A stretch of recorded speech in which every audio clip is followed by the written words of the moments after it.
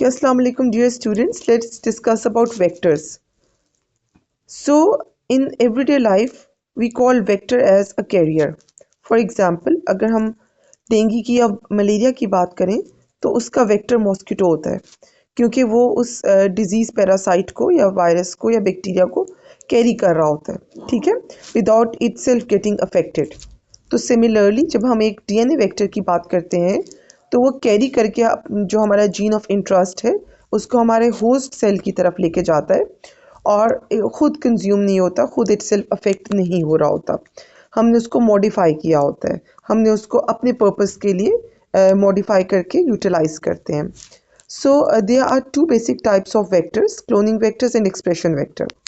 Cloning vector हमारा वो vector होता है जिसमें हम अपने डीएनए की मल्टीपल कॉपीज़ बनाते हैं, ठीक है। और जब हम इस वेक्टर को यूज़ करते हुए डीएनए की मल्टीपल कॉपीज़ बनाएंगे तो चूंकि वो सेल के अंदर होगा, होस्ट सेल के अंदर उसकी मल्टीपल कॉपीज़ बनेंगी, तो हम उसको इन वीवो एम्प्लीफिकेशन कहते हैं या इन वीवो क्लोनिंग कहते हैं। इन विट्रो एम्प्लीफिकेशन आपकी पीसीआर होता है, polymerase chain reaction. Second type of vector is expression vector. Expression vectors are used when you want to get expression of your gene of interest. अब expression क्या होता है gene का? जैसे मैं अभी बोल कर अपने आप को एक्सप्रेस कर रही हूँ, अपनी स्लाइड्स के ज़रिए अपने आप को एक्सप्रेस कर रही हूँ, तो डीएनए की एक्सप्रेशन होता है transcription and translation.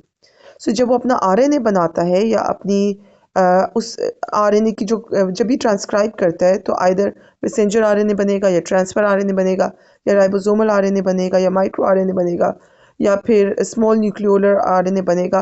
They are hundreds and other types of RNA. So इनमें से कोई भी आरएनए जब बनता है तो that process is called transcription.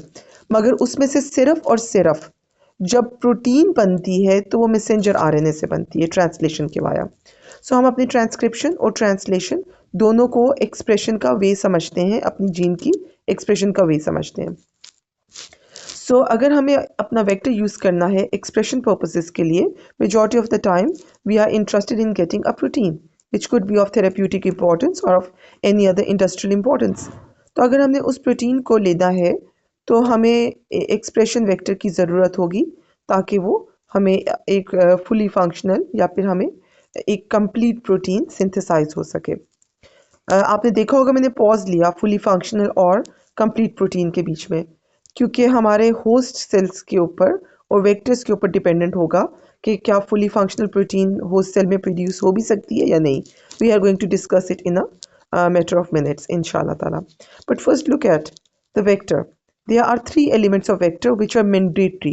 We cannot call any circular DNA as vector until or unless it carries these three essential features. First of all, origin of replication. Second, multiple cloning site. Third, antibiotic resistant gene या फिर selectable marker, अगर आप इसको कह दो तो ज़्यादा बेहतर होगा। सो ओरिजिन ऑफ रेप्लिकेशन क्या है? वो पॉइंट जहाँ पे रेप्लिकेशन स्टार्ट होती है, क्योंकि हमारे जो वेक्टर्स होते हैं they are autonomous replicating units, जिस तरह प्लाज्मिड ऑटोनोमसली रेप्लिकेट करता है। और चूँकि हमारा इनिशियल वेक्टर्स भी प्लाज्मिड बेस्ड ही थे तो हमारे पास ये मैंडेटरी फीचर था। और अब भी अगर हम fully functional synthetic vector use करते हैं तो उसमें भी हमें ये ओरिजिन ऑफ रेप्लिकेशन का फीचर मैंडेटरी ऐड करना है। सो अगर हमारे पास प्रोकैरियोटिक ओरिजिन ऑफ रेप्लिकेशन है तो हम उसको ORIC कहते हैं। आप उसको एब्रीवेट करके ORIC बोल सकते हैं। और अगर आप यूकैरियोटिक ओरिजिन ऑफ रेप्लिकेशन ले रहे हैं तो आप उसे कहेंगे autonomous replicating sequence, ARS, capital A, capital R and capital S। तो हमारे पास इसके अलावा ये हमारा ओरिजिन ऑफ रेप्लिकेशन हो गया। सेकेंड थिंग जो हमें चाहिए वो मल्टीपल क्लोनिंग साइट चाहिए। ये वाली सारी चीज़ें हम इंट्रोडक्टरी लेक्चर्स में भी डिस्कस कर चुके हैं, बट यहाँ पे हम इसको रिपीट कर रहे हैं। सो मल्टीपल क्लोनिंग साइट, जिसको आप पॉलीलिंकर साइट्स भी कहते हैं, they are the ones which must be present on our vector, क्योंकि ये वो जगह होंगे जहाँ पे हमारे रिस्ट्रिक्शन एंजाइम्स की साइट्स मौजूद है। मल्टीपल रिस्ट्रिक्शन एंजाइम्स की साइट्स होंगी क्लस्टर्ड हुई हुई यहाँ पर, और हम उनमें से किसी एक की हेल्प से अपने वेक्टर को कट ओपन करेंगे और उसके बाद हम वहाँ पर अपनी जीन ऑफ इंटरेस्ट को लाइगेट करेंगे और इस तरह हमारे पास हमारा जो वेक्टर है वो रेडी होगा। रिमेंबर, हमने ये भी डिस्कस किया था कि मल्टीपल क्लोनिंग साइट आमतौर पे स्क्रीनेबल मार्कर के बीच में होती है। और प्रोकैरियोट्स में स्क्रीनेबल मार्कर होता है हमारा lacZ gene. LacZ gene which actually encodes for beta galactosidase enzyme.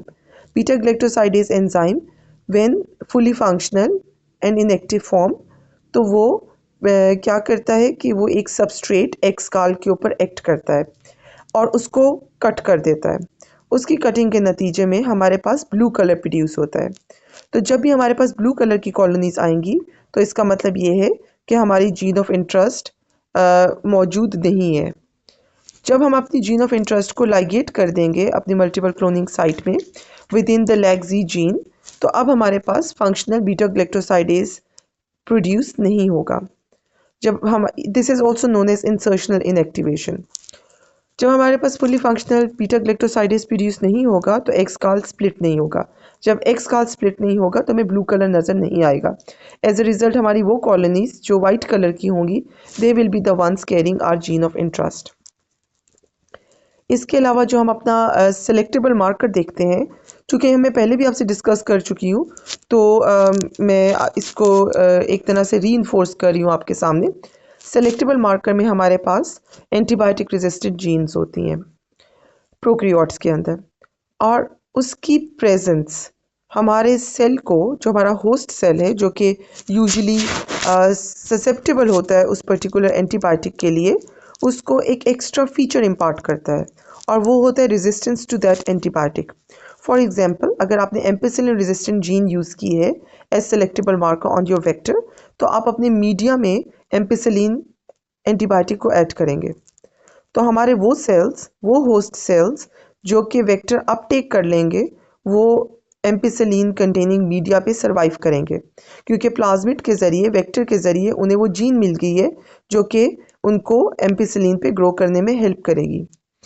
लेकिन अगर हमारे सेल्स ने, हमारा जो होस्ट सेल है उसने वेक्टर को अपटेक नहीं किया, तो it will remain susceptible to antibiotic.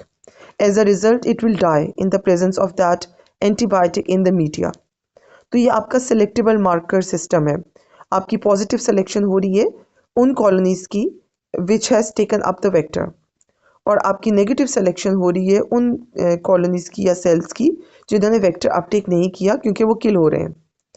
और जो हमारे पास स्क्रीनेबल मार्कर था वो हमारे पास उन कॉलोनीज में से जो कि सरवाइव कर गई हैं क्योंकि वेक्टर दोनों सूरतों में अपटेक हो गया है, उनमें से हमें स्क्रीन करके बताता है कि इन लिविंग कॉलोनीज के अंदर कौन सी कॉलोनीज ऐसी हैं जिनमें हमारे vector containing gene of interest present है और कौन सी कॉलोनीज ऐसी हैं जिनमें हमारे पास वेक्टर तो मौजूद है लेकिन उसमें हमारी जीन ऑफ इंटरेस्ट नहीं है। तो मैंने आपको जैसे हमेशा कहा है जेनेटिक इंजीनियरिंग के पर्सपेक्टिव में, गो फॉर द वाइट।